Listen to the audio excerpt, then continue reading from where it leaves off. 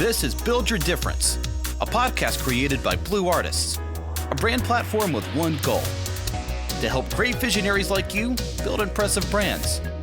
Every month, we'll bring you insightful tips, knowledge, and compelling stories from successful entrepreneurs and the Blue Artists team on how to create and market a winning brand that does more than just launch a new product or service. It starts an ongoing conversation. Because you're not just making a brand, you're making a difference. Let's start building. Two questions. First, before I forget my two questions, let's say you have a client you've done a project for, and you rate your client, and you get that 25 points. What if you have multiple projects with the same client? Can you rate them for each individual project, that same client, or is it and get those 25 points each time, or is it just no matter how many projects you've done with that client, you can only rate them once? That's a great question. You know what? I would not have thought of that question. That is a good question. It's every single time, every single unique engagement, every single unique project. So you could be doing 5 projects with the same client, and you could rate the client differently on each project. Maybe a client was really, maybe working with a client on their logo was a great experience, but then turning around and working with that same client on their press kit was not as good of an experience. And maybe it was because the client was completely attentive to the logo, but when it came to the press kit, they had, maybe they had some other things going on in their life, and they weren't as quick with their response time in terms of communication, or maybe they didn't provide as much clarity, or maybe they, something happened and they dropped the ball. You can rate them differently for that particular experience. Either way, you're gonna get 25 points for sharing your opinion. How many stars you rate that client, they have to deal with the I hate to say this, but the repercussions of the rating that you give them. So if you rate a client low, then that's going to reflect on their account, and they have to deal with those repercussions. And so we do want everyone to sort of aim for high ratings on every engagement, not just the artist, but also the client, and not just the client, but also the producer. And so that brings me into a whole other thing. I'm so excited about this. Is our reward system? It's actually more of an ecosystem. It's and something I call it is colloquially is the rating circle of life. So this is how I've kind of explained it to our development team. And at first they were kind of scratching their heads like, what? A circle of life? What do you mean, Pierre? Doesn't everybody just everybody gets rated? And I said, no.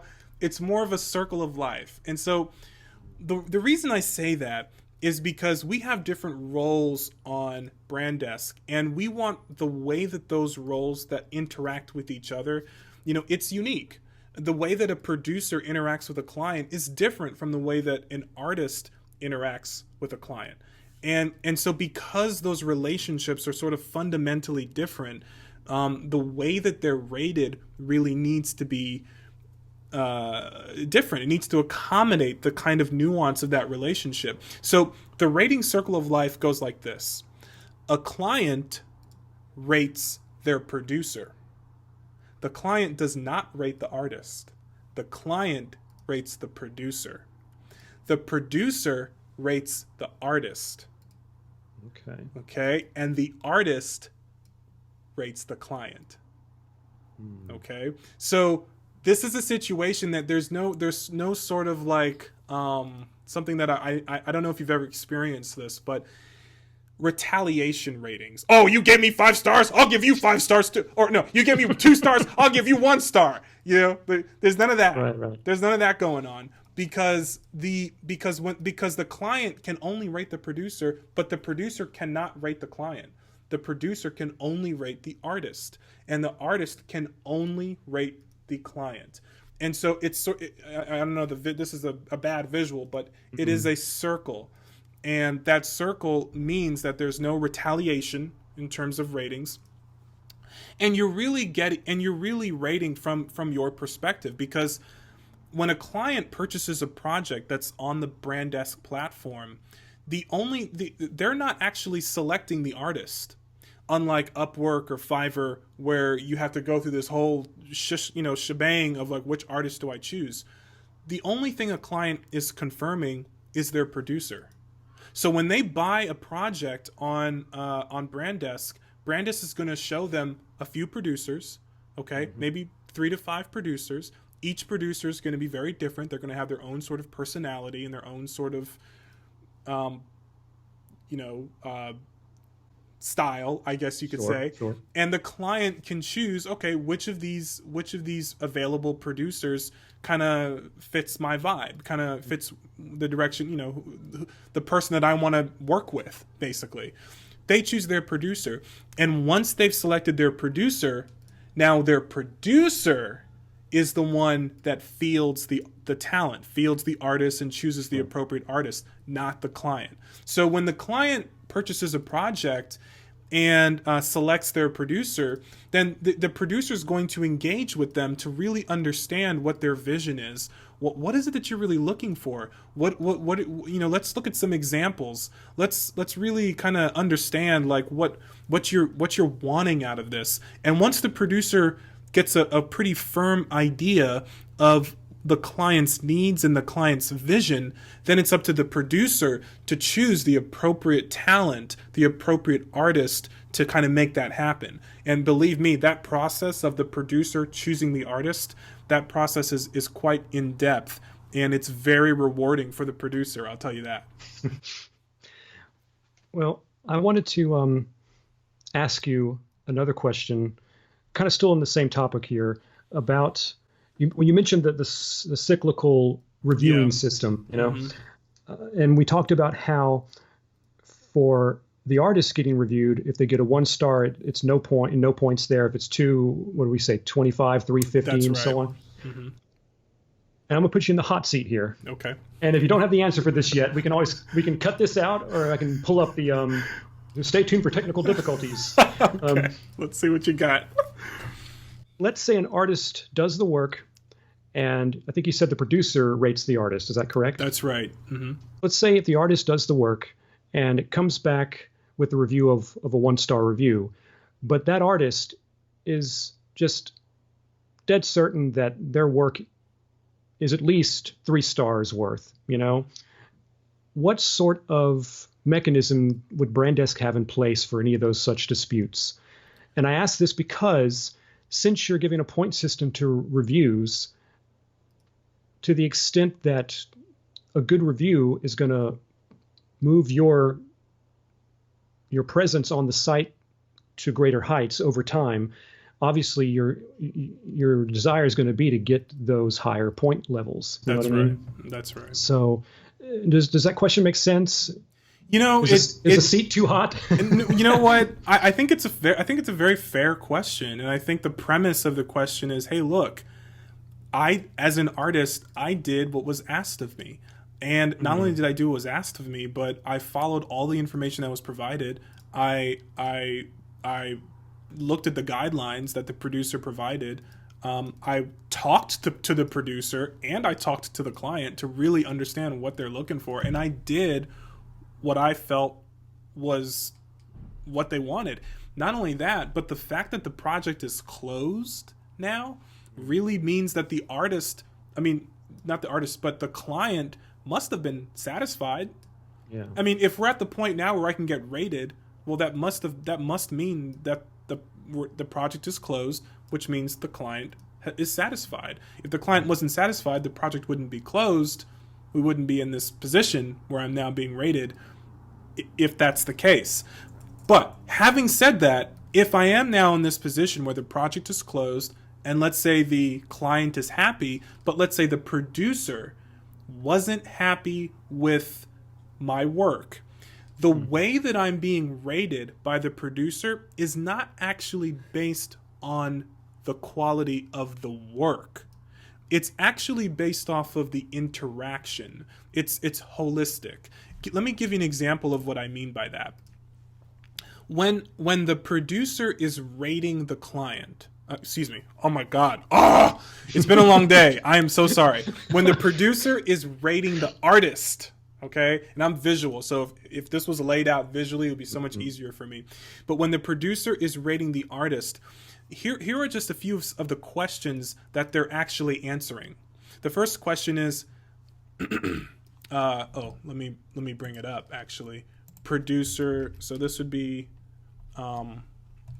okay, this is for producer ranking the artist. Okay, I'm bringing up the questions. All right. Okay, so when the producer is rating the artist, here's the first question that the producer is answering. Was the client's brand well represented? So that's not a is your work good or bad kind of question. Right. That's was the client's brand well represented? That is a holistic question. And the way that the producer can answer that is by rating you 1 out of 5 stars. Okay? That's a very fair judgment to make. The second question is, was communication handled promptly? Now, there's really no subjectivity there. Either I was prompt with my communication in response to the producer, or I wasn't. If they had to wait 2 or 3 days for me to get back to them on Branddesk with my response to a question, that's not prompt. So if a producer rates me poorly in that area, that's fair. The third question is, did you feel understood by the artist? So the producer is asked to rate the artist based off of whether the producer felt understood by the artist. So these are holistic questions that have more to do with the quality of the interaction than it does on the deliverable itself. Does that make sense? Definitely. Okay. I'll just, since I'm on it, there's only 3 more questions. So the third question is, not only did you feel understood, but did you feel supported by the artist? Did the artist inspire you and the client? And lastly, please share anything you'd like us to know about your experience with this artist. Okay. So those are very holistic. It's very much about how was this artist, was this artist an attentive individual? Did they spend time speaking with you? Was there a good dialogue? Was there understanding that took place? You know, the rating has nothing to do really with the quality of the final deliverable, even though, you know, obviously if it's a poor quality, you're going to see that reflected in the rating. Sure. Does that make sense? That all makes sense. Yeah. Just that as soon as you mentioned that point system with reviews, I could immediately see a case, rare probably, but a case like that happening, because I know it probably happens on Upwork in certain ways, you know. Well, it does, but that's also no, you're right, it does, but I think it does because the rating system on Upwork isn't very holistic. I think it's a little bit, and I can't remember the questions very specifically for when you're rating your freelancer. Or as a freelancer when you're rating your client. I actually have never even experienced that because I've never been a freelancer on Upwork. But when I'm rating someone that I have hired on Upwork, you know, there are questions that they ask after, but those questions have more to do with, honestly, and this is kind of funny, but those questions have more to do with whether that person speaks English well than, than you know, whether or not the experience holistically was satisfactory. So the Upwork metrics, I think, are a little bit more technical, which I think, you know, lends itself to a different kind of sort of perspective when you're rating someone. But on Branddesk, we're definitely going for more of a holistic vibe. We're definitely going for more of a a thriving kind of situation. Did this engagement help you thrive? Basically, is what we want to know. And by the way, I've only shared with you the questions that a producer is asked about an artist. An artist is asked a totally different set of questions about the client. And the client is asked a totally different set of questions about the producer. So it really has to do with the unique relationship that each role is engaged in, and making sure that, in those relationships that we're really sort of motivating and inspiring a high quality of interaction. Right. Okay.